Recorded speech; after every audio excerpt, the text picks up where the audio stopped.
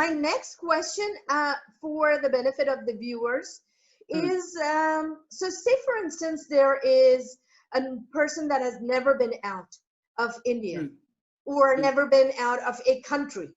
I say India because India is one of your major contributors to the STEM program, but for other Absolutely. programs also. Yes. Say for instance there's someone from a different part of the world and they've never been out to the United States. Yes. What are some of the tips that you would share with them that they should be prepared with? I would say a few things. Thank you. That's a great question, because making such a dramatic shift in your life, wherever you go, it could be even be within your own country, but you may be traveling about. But making an endeavor to the United States can be scary, and it need not be.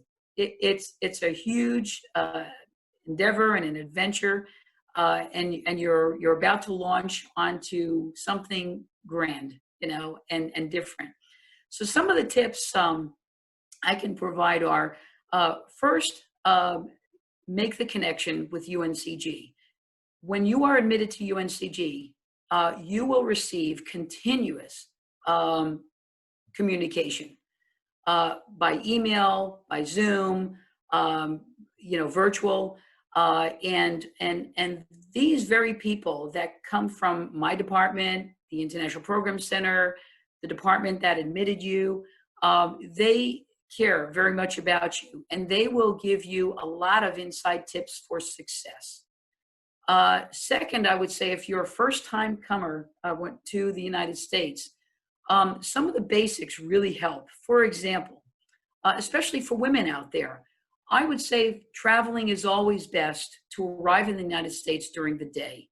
Some of these simple logistics help, because if you have a change in flight, or if you've missed your flight, or changes occur in your logistics in getting here, it's always beneficial to arrive to your destination, wherever that is around the world, during the daytime. You can just simply operate better, by your location alone and seeing things rather than midnight. Okay. Yes.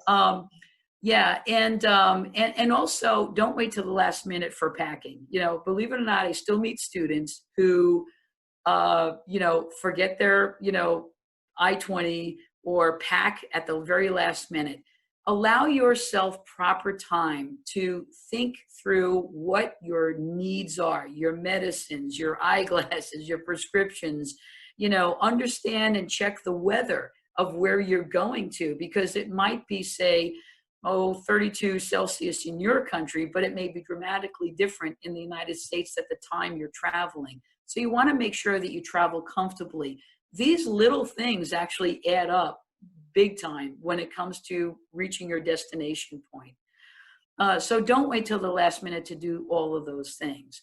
Make sure that you apply early to the university. Make sure that if you're going to live on campus, for example, and we have housing all the way up through for doctoral students, make sure that you meet those deadlines so that you have a place to go to.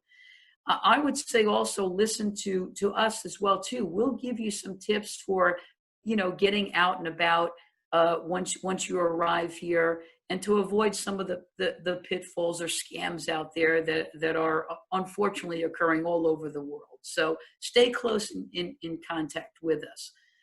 Absolutely arrive early.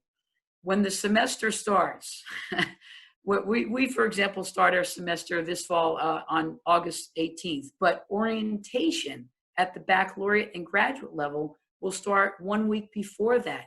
Get some rest.